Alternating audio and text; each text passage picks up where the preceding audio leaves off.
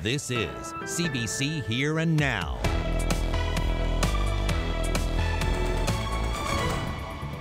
She broke her silence this morning. Tonight, former Finance Minister Cathy Bennett joins us to talk live about her experiences in cabinet and in government. As Bennett broke her silence, more allegations of bullying and harassment emerged at the House of Assembly.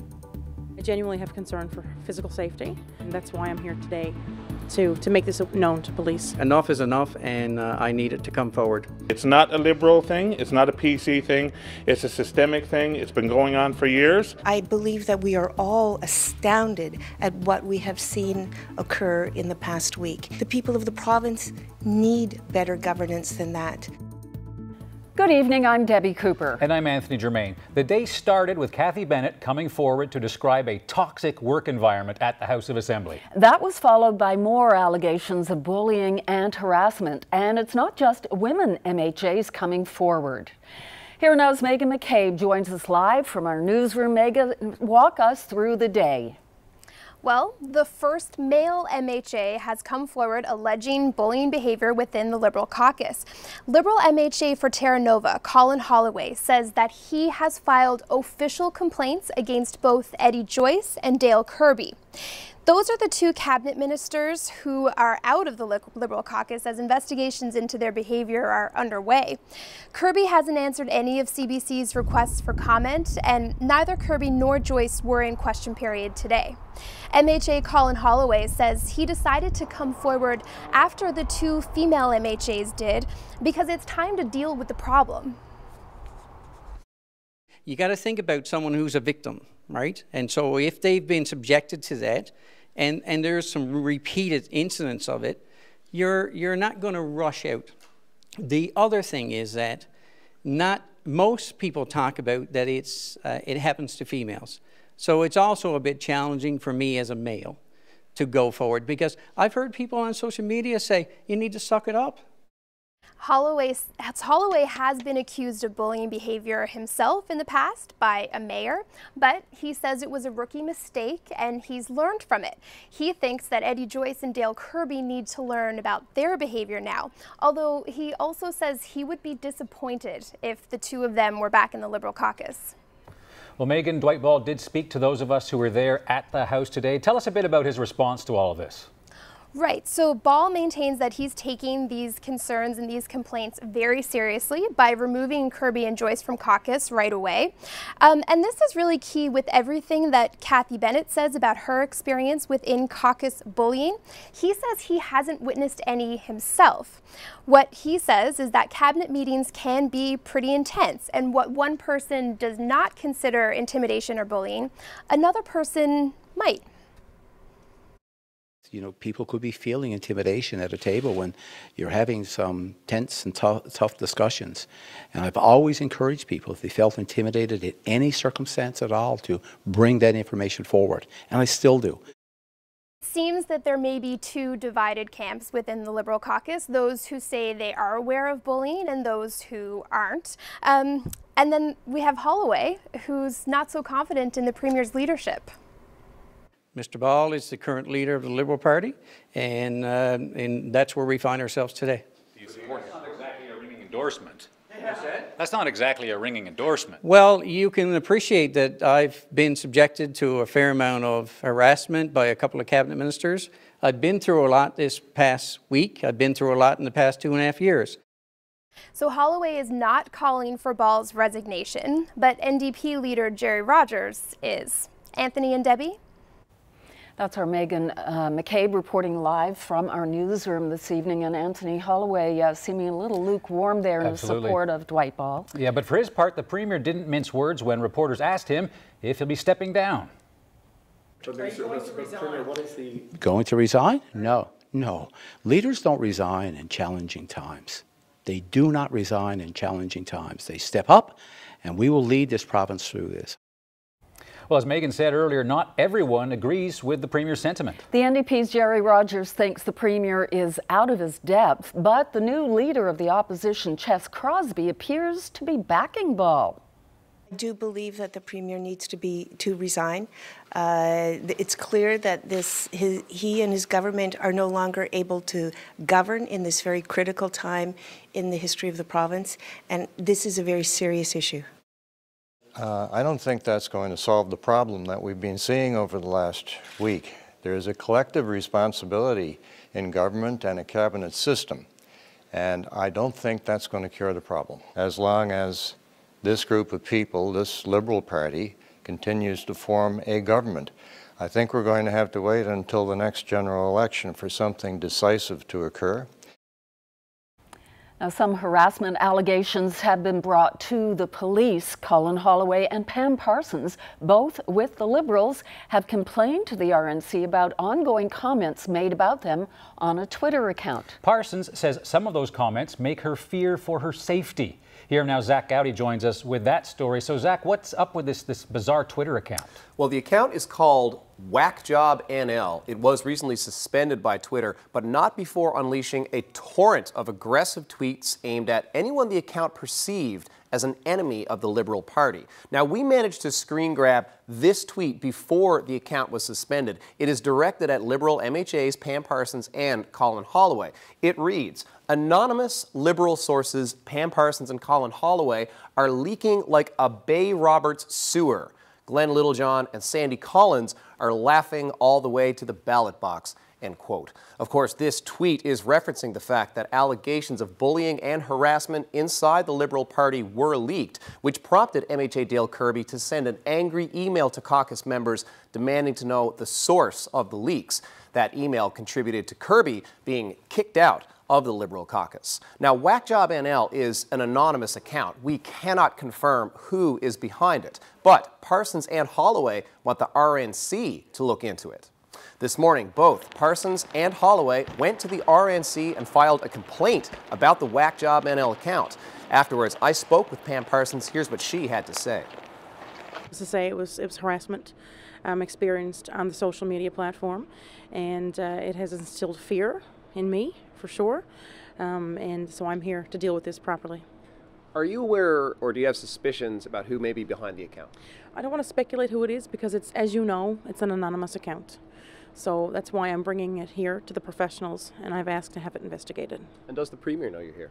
Yes, I've spoken to the Premier about my concern about the account, and yeah, I've made him aware that I was coming. Is there anything that you want to address regarding the broader climate of what's been happening at the House of Assembly and how this harassment that you experienced on social media maybe fits into what people have been experiencing directly up on the Hill? Well, needless to say, it's certainly an unfortunate situation. But having said that, it must be dealt with, and it must be dealt with timely, and it must be dealt with appropriately. And I understand there are investigations underway. As you know, there is a formal process, and that's all I'm going to say right now. I will reserve comment until we have results of these investigations. I appreciate that the complaint that you've made just now, again, is about an investigation now ongoing, but are you able to offer any comment generally about the situation that's been unfolding in the last few days? All I'm going to say is that there's certainly no room for this stuff. There's no room for this. We know that it's, you know, things. It's been a way of life in many industries, politics included, for years and years. But you know what? There's no room for that this day and age. And I know there are people that are committed to standing up and stopping this behavior. Now, Parsons didn't want to speculate on the identity of Whack Job NL, but this afternoon, Colin Holloway dropped this tiny hint about who he thinks it could be. Because I think there was some reference that it might be somebody that is very close to all of us. And I have no idea, so what I want to do, I need to determine that. In this particular case, we're trying to figure out how close this person is to us and if there is any real concern. Do you fear that Whack Job is actually an MHA? Is that your concern? I don't know, but I'd like to know, and that's what I've asked the RNC to look into. Now, with this complaint, the RNC has launched an investigation wherein it must first determine whether these tweets could constitute criminal harassment. That is a very high legal standard, which can be frustrating for people on the receiving end. But even then, uncovering the identity of the person behind an anonymous Twitter account is a whole other matter. In several cases, Twitter has refused legal requests to unmask anonymous users, citing American First Amendment protections. Of course, it's possible that the person behind behind the account could be outed in some other way. But either way, this adds yet another element to the still unfolding story of harassment and bullying in provincial politics. Anthony, over to you. Thanks, Zach. Well, to say that politics in this province are intense would be quite the understatement. Each day seems to bring forth new bullying and harassment accusations. And what set today's political agenda was an interview on CBC's St. John's Morning Show. Former Finance Minister Cathy Bennett explained that the real reason she left Cabinet in July of last year was because of a culture of bullying and harassment. Cathy Bennett joins us live now in the studio. Thanks for coming to Here Now. Happy to be here. What was this day like for you? It's been a tough day. But, you know, there's been a lot of tough days since I entered politics, and it was important for me, particularly today, to come out and speak in light of the disclosures that, you know, my colleagues, Sherry Gammon-Walsh and Tracy Perry have made. Okay.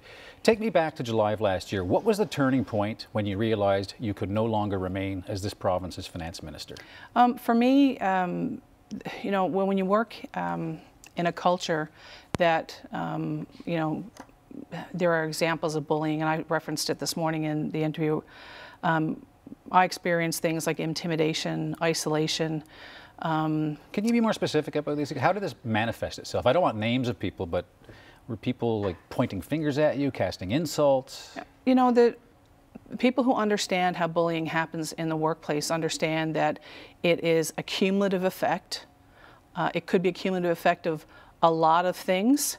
So, you know, I'm not going to point to a specific situation. I'm going to speak to the terms that I've learned and studied that are a reflection of my own personal experience. Okay. Well, what's the worst thing that happened? What made you feel the worst? I think, you know, I said earlier today, you know, the fear of being on the wrong side, the fear of an issue, the wrong side of a discussion, and you know that I want to be clear. It's really important that as politicians, when we participate in conversations, that there's a natural discourse and a policy disagreement. But then, you know, for the conversations to move into areas where people are trying to be controlled or manipulated, gaslighted, as I said this morning. We'll talk about that in a moment. But do you feel like you were the victim of an old boys network? I think that there's politics of today has not been modernized, and I think there are a number of reasons for that.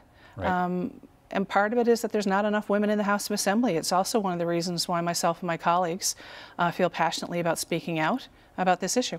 I want to get to the root of what I think is a disagreement between you and the Premier. And I watched today in the House of Assembly, I watched you and I watched the Premier very carefully. And I just want to take a look at one of the things Premier Dwight Ball had to say about you today in the House of Assembly. The difficult decisions that had to be made, I've always supported finance ministers within those difficult decisions. I've always made sure that myself was available. I did not experience bullying at that cabinet table. That was not my experience, Mr. Speaker. But in any case where people would have felt that they felt they were intimidated or they felt bullied, my door was always open. So the Premier's door was always open, and I was watching you today, and the usual, I don't think I saw you applaud once today. So what do you make of that? Was his door open to you? Did he support you? Because my sense listening to you with Fred Hutton this morning on the radio was you did not get the support from the Premier you needed. Well, I haven't clapped the desk since I left Cabinet almost. I've made it a point of not doing it. It's a habit I don't think MHAs need to be doing in the House of Assembly, and I think it's inappropriate. So I don't do it. But to answer your question, you know, I think that if there's an environment where microaggressions or intimidation, isolation, which is something that I experienced personally, when those things happen, you mean you weren't invited to certain meetings? Well, in a number of ways, right? I'm not going to talk about the specifics. I think, you know, what I want to be clear on is I'm speaking in support of my colleagues and describing the words that, to me, describe my experience. And my experience is one that doesn't allow for people's voices to be heard at a table. and for women's voices to be heard at a table when the conversation doesn't permit and doesn't allow for them to be heard and heard and express their opinion like right now. Within this discourse, I'm not trying to interrupt you, but I'm trying to ask you a pointed question the same way I would do with any politician, and that is, the Premier is saying he gave you his support. In fact, I think he said today that he was closer to you, or worked closer with you than any other minister. His door was open. He was unaware of any of this. Did you tell him when you left, hey, I'm leaving because I'm being bullied? I asked for the Premier's support. I asked for it numerous times, and my choice to leave was a personal choice. People who experience workplace harassment, or who feel uncomfortable in the workplace, who feel intimidated or not valued, or all of the byproducts of what a bullying environment provide, have a choice, and my choice was to leave the environment. After the experience that I had with cyberbullying, and after the experience I had in cabinet, I really believed that for my own well-being and for the well-being of the work that I wanted to do for my constituents, it was important for me to make a personal choice. Was the Premier aware? The Premier, cabinet rooms are one place that cabinet ministers do work. We do work in committees, we've done work in offices, we do work in the caucus room. There's all kinds of places where work is completed. Okay, and we can pursue that. We have to go to a break right now, but we are going to continue this interview with Cathy Bennett when we come back after this break.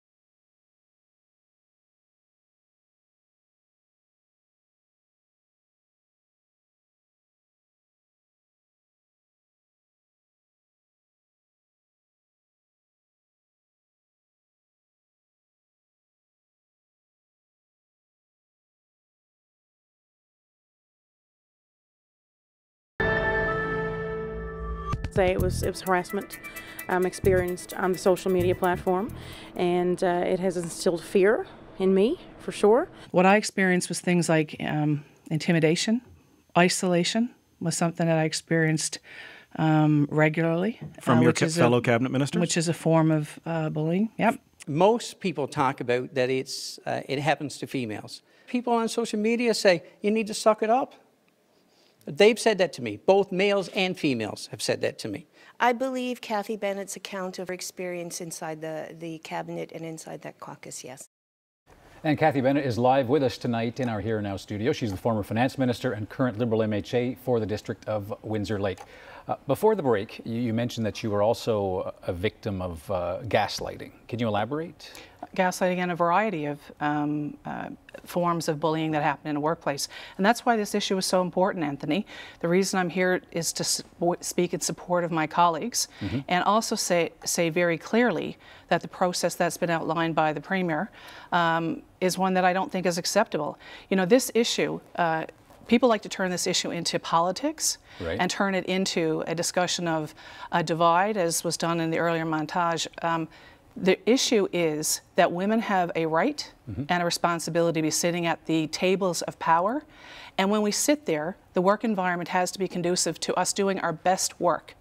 And when it's not, and when there are behaviors from decades ago that are still allowed to happen, then that has to stop. Well, one of those behaviors is gaslighting. So why don't we take a look at what gaslighting means from what we've tried to do, because a lot of people weren't quite sure. But the psychological definition is a kind of abuse in which the abuser denies the victim's reality, causing him or her to question him or herself and their memory and perceptions. I mean, in the Donald Trump world, where it has come up, it's also it gets people to actually question whether they are sane. How bad did the gaslighting get with you? Well, for me, you know, I questioned whether or not I had the competency to do the job. And, you know, having come out of the cabinet, I am confident that just like I ran and, you know, offered myself to the people of the province to be an MHA, and I was confident I could do the job, my confidence took a huge hit as part of the experience. But that said, the work that MHAs do is so important. We have to have women's voices at the table, and we have to understand that the environments that women work in and what women and others need as a respectful workplace is not the definition that somebody else might have. And for those reasons, leaders must be aware of the tone and the values that they set and they allow to permeate through an organization. But speaking of definitions, the Premier today, when he was asked about whether or not you were bullied, he tried to make the argument that, look, I don't know, some people's passion might be interpreted by some people as bullying, and really, because there's a cut and thrust in politics, that kind of argument. Is he gaslighting you again, basically saying if she saw it that way, it just wasn't that? Well, what I would say is that, as I said a couple of minutes ago, a leader who could be a leader of a team, an organization, has to be able to set the tone and set the values that the organization operates in. And when behavior is demonstrated in front of them, or they hear stories, anecdotally or other, that there is behavior that's inappropriate, bad behavior must be addressed. And that's the reason why I think women are much more hesitant to go into politics and why this conversation is so important in our province right now. In the companies that you ran before you decided to come into politics, how would you have treated this bad behavior? There would have been very clear expectations around what was acceptable and what wasn't acceptable. And when people went offside with that, there'd be coaching and counseling sessions and education sessions, and ultimately at the end of the day, if an individual is not going to comply with the expectations of a safe and respectful workplace, then they would be not working in that environment. Okay, that seems to be what's happened to two people who were cabinet ministers a week ago. Let me ask you this about what happened in July. There's no statute of limitations on these complaints, right? Have you filed a formal complaint of what you've been through? The reason I'm speaking is because I want to support Sherry and Tracy. Right, but why wouldn't you file a complaint? Because everybody gets to, my experience is my own. And my experience is how I experienced it. And filing a complaint at this stage is not something that I'm prepared to do for a variety of reasons. But that said, I can still speak in support of my colleagues and in support of the people who, I would remind you, have made it safe for those of us that have felt fear, that I felt for a long time, They've made it safe for us to come forward and speak. And that's why I think the investigation into what's happening in not just the House of Assembly, but in government as a whole at the political level must be investigated by an expert who understands the nuances of what happens when a workplace is not respectful. As you know, social media is as mean as it was when people were taking shots at you today. Some people questioning your motives because you went after Dwight Ball to try to get the top job. What would you say to people who say, listen, she's getting back at Dwight because she didn't get to be Premier?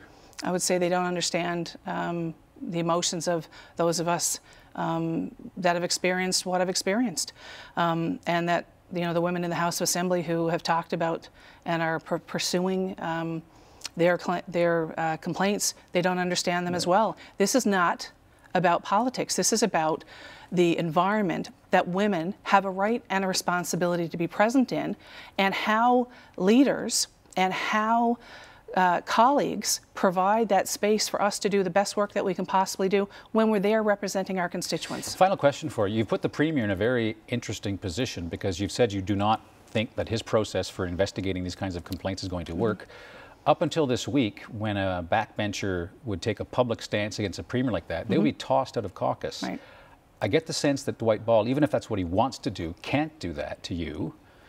Are you surprised that you're still sitting on the government side of the House? I can't presume to, I'm not going to prejudge or to answer questions on why the Premier makes the choices that he does.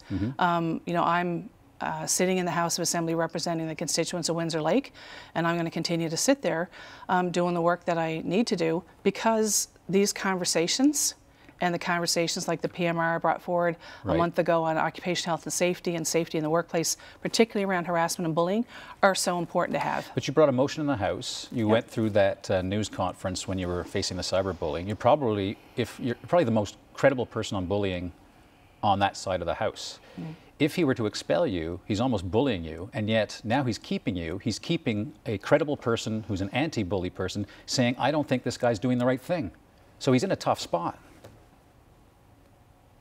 Yes. So what, tough luck for him? Listen, I have had a conversation with the Premier. I've made it clear to him my position on the approach that they're taking for these complaints. I've made it clear to my caucus as well, and I've done that before I spoke to the media. This is no surprise to the Premier or to the caucus because I shared it with them. And my concern with the process that has been established is that when Judge Green did his report, and that ultimately led to the office that is now established and that this investigation has been passed to, it was about financial integrity and ethics. And while the Code of Conduct has some language about integrity and ethics, it does not, in the regulatory framework, have enough language that's around harassment and around the definition of bullying. And that's what we need to get to. Yeah, and that will come up again tomorrow with a motion brought up by Tracy Perry, the Conservatives. Kathy Bennett, I know it's been a tough, long day for you, but I really appreciate you coming to our studio. Thank you very much. Thank you. All right, Debbie? Thanks very much, Anthony. Well, the Premier spoke to reporters about the allegations and how his government is handling it. We'll have that for you later on Here and Now. But after the break, we'll have other news of the day. The procedure itself would not be offered at St. Patrick's Mercy Home. Where we must always be on the side of life, preserving lives. Everyone's entitled to their own opinion. It's not being forced in any way upon anybody.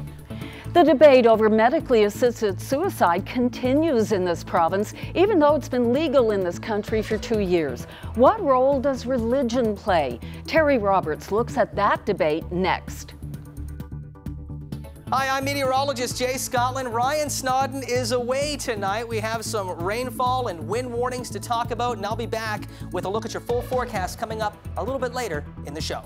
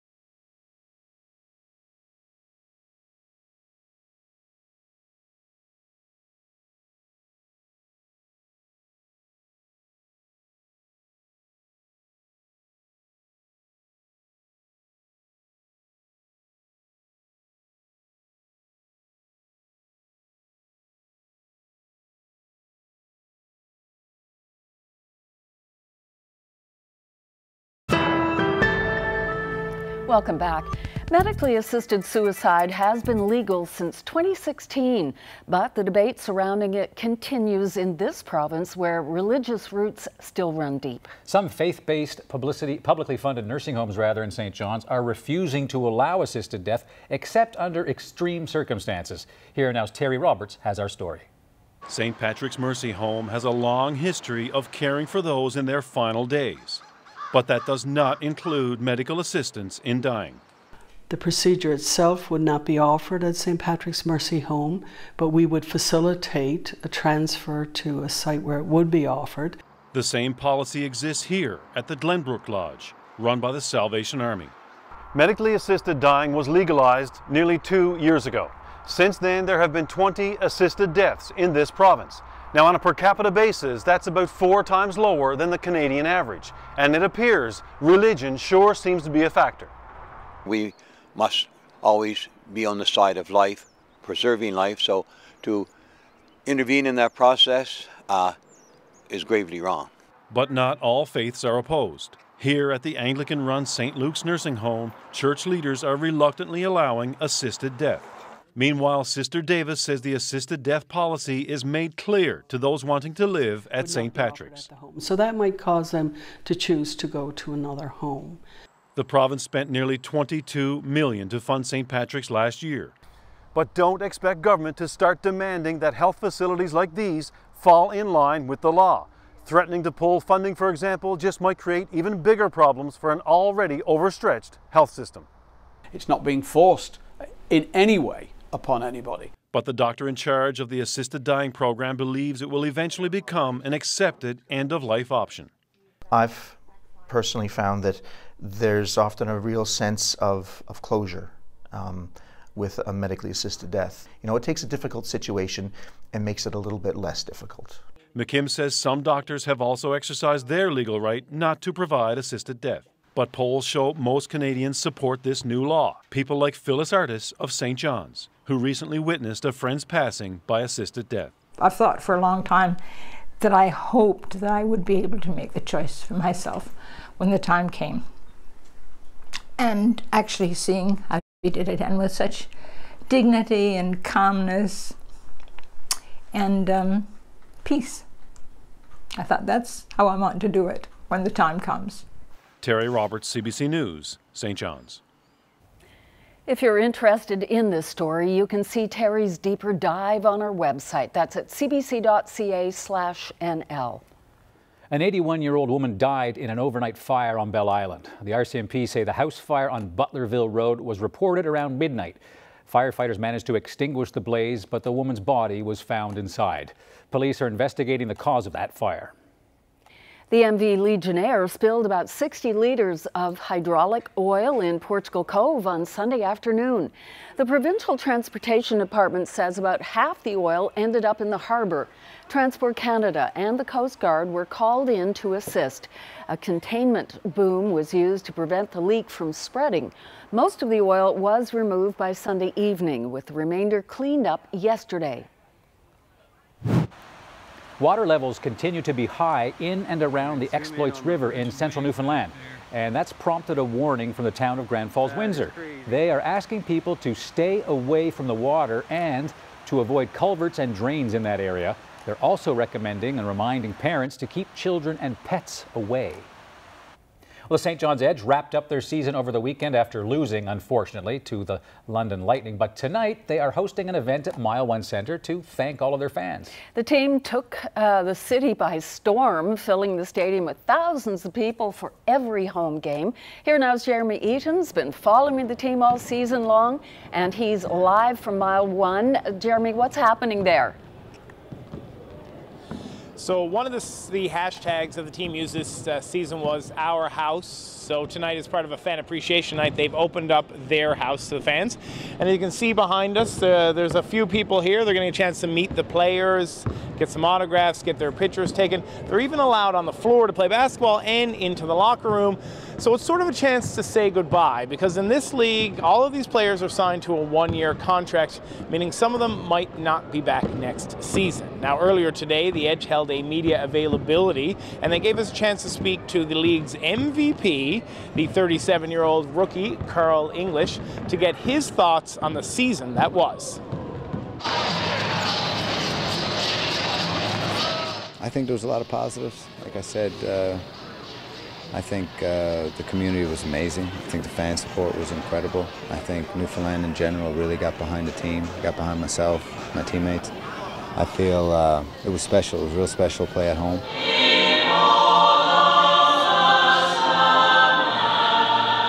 I think a lot of naysayers, like most people right now are biting their tongue, but I think a lot of people that thought this would never work or thinking like, oh wow, this is spectacular. I think a lot of people that came down saw the energy in the building. They saw the, the up-tempo game, the excitement. I think as a parent as well, my kids loved the atmosphere, but they've always loved it over there. So I knew for me personally, but I think a lot of parents understood that, wow, this is a great ticket for the price. It's a great family night out. And the interaction we had with the kids was real special. Biggest question is not where, it's if. I'm not sure if I will play. I have to, like I said, my body took a grueling beating. I think I could really prepare if I wanted to for what was to come if I was to play here, but I also have a lot of things in Europe that I can go to. I love that style of the game over there, and I love that living as well. The biggest thing now is I just got to clear my head. I got to figure out what I want to do next, what my family's thinking. For the University of Hawaii, number 23, Carl.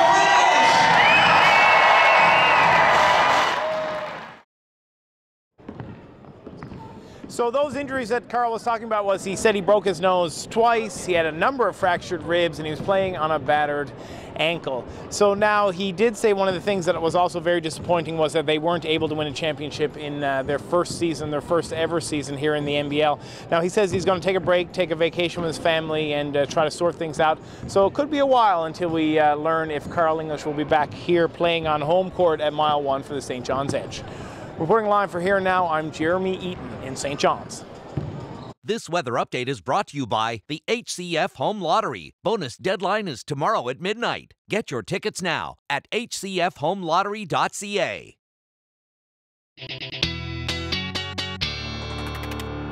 Let's turn our attention now to the weather, and it was a gray, foggy day here. Yep. I think that's a good name for a Not song. a bad name for a song. Yeah, anyway, true. we're all hoping, of course, that it improves soon. Yeah, but before we check in with the weather forecast, just want to let you know that Ryan Snodden, he'll be back in the studio tomorrow. But tonight, we go to Jay Scotland in Prince Edward Island.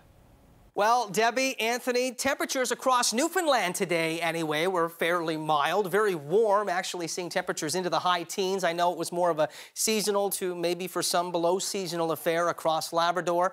We have some pretty soggy conditions there to talk about. Also some pretty soggy conditions tonight to talk about across the southern coast of Newfoundland as well. We have some advisories in place.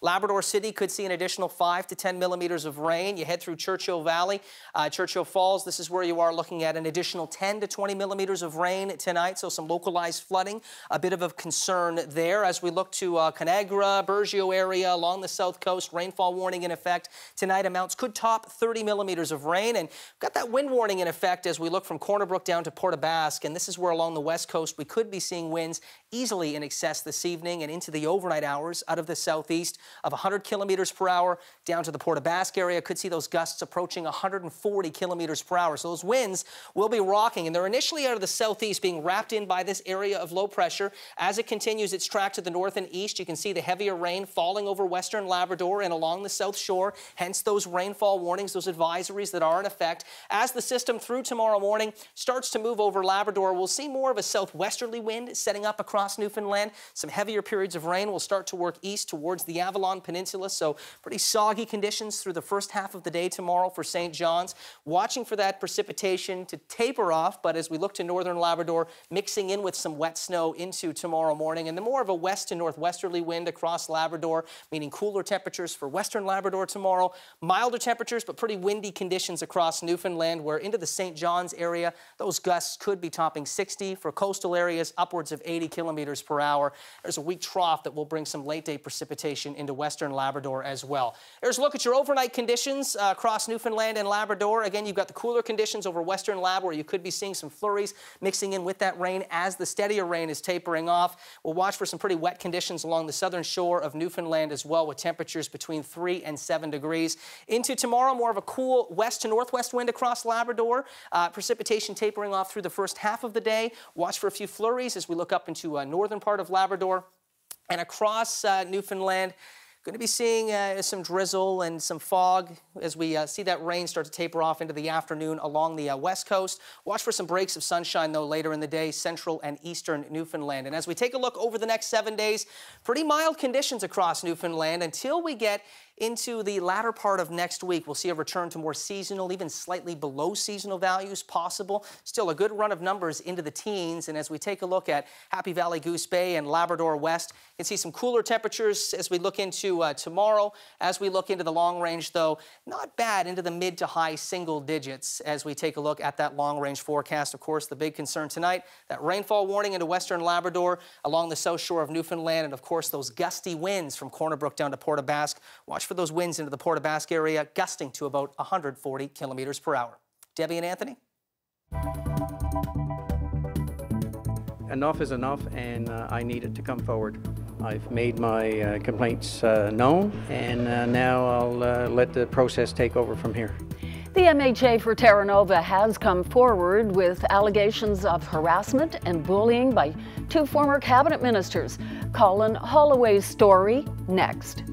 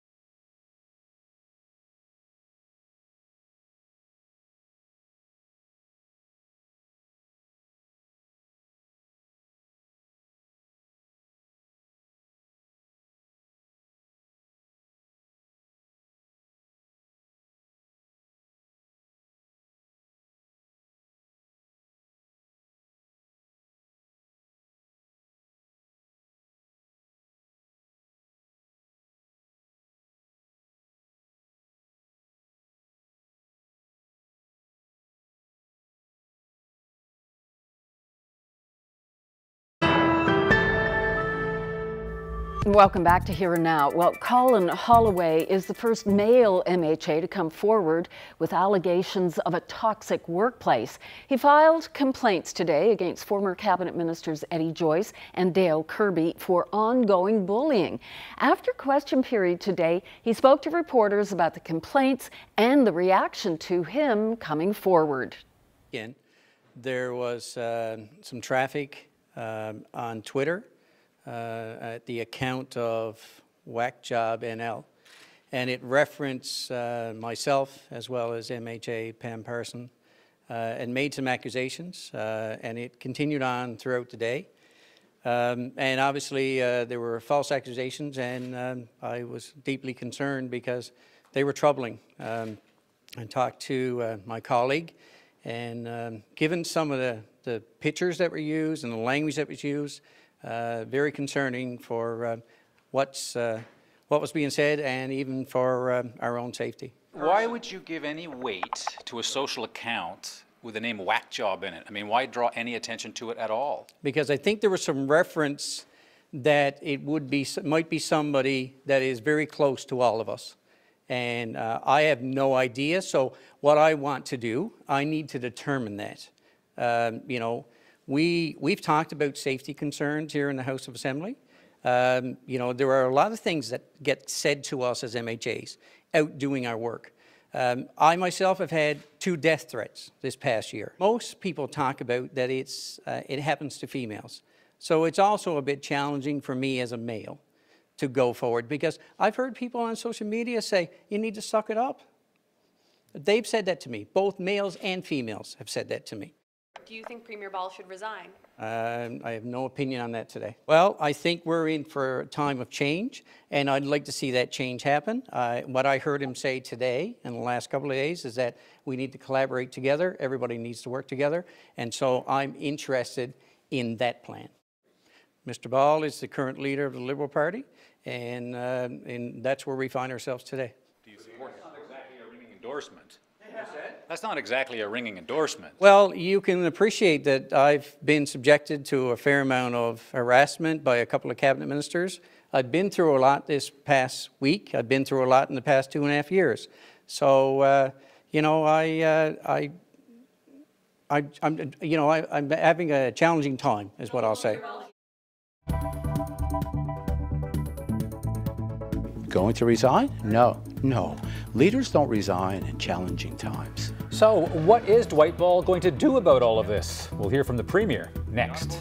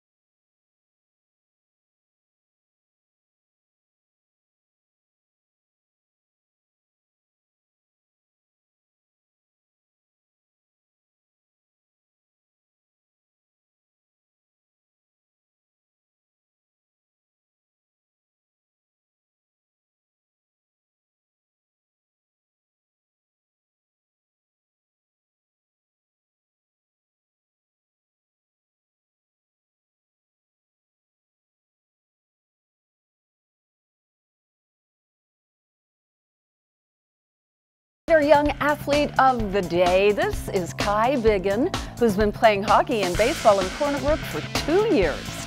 In the winter, he also enjoys skiing at Marble, can't blame you, and also snowshoeing. Way to go, Kai. You are our young athlete of the day. Well, as we've been talking about, Dwight Ball's Liberals seem to be in a dire situation. 2 of his cabinet ministers are out of caucus. And 3 Liberal MHAs that we know of and 1 from the opposition have lodged harassment and bullying complaints. You've heard from the ministers. Well, here's what the Premier had to say this afternoon. It was a sad day for me when I sat down with the former finance minister, and to say that she was leaving her cabinet, wanted to leave her cabinet post because of the personal reasons. And I continue to support the decision that she made and offered to continue in any way at all that I could, as an individual, as she as an MHA and me as Premier of the province, offer my support in anything that was needed or required. You know, we've had, as I said, we spent a lot of time together. No bullying at the cabinet table. The intimidation, when you look at tough decisions that would have to be made, is not always something that, you know, people could be feeling intimidation at a table when you're having some tense and tough discussions. And I've always encouraged people, if they felt intimidated in any circumstance at all, to bring that information forward. And I still do. Is there some kind of statute of limitations on bullying complaints? She only quit last July. Is it too late for Cathy Bennett to make a complaint to you? The review commissioner, that would be a better question that would ask for the review commissioner. So that would be, you know, up to the MHAs. I'm not here to actually make decisions on behalf of those.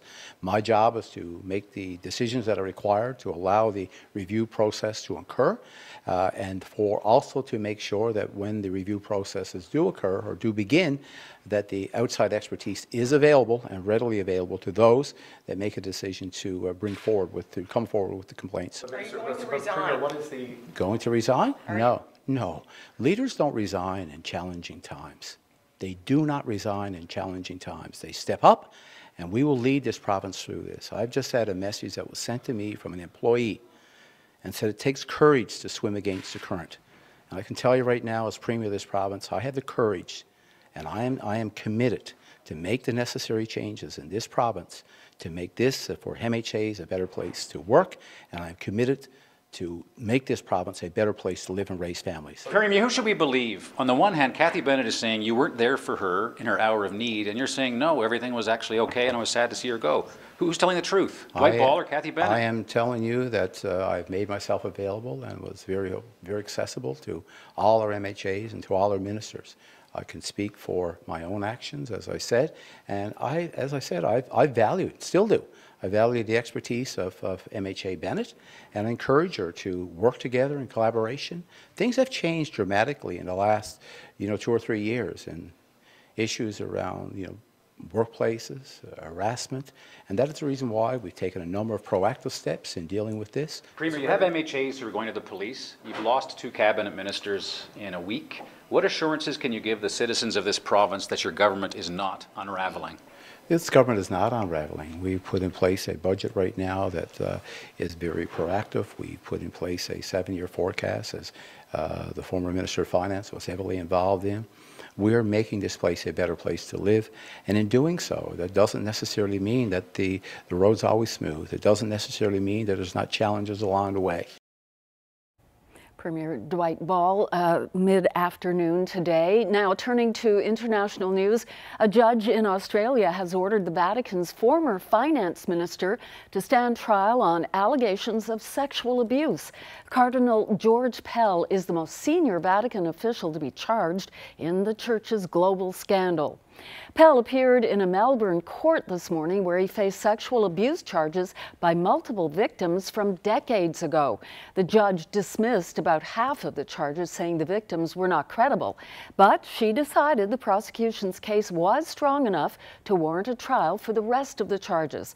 Cardinal Pell says he is not guilty.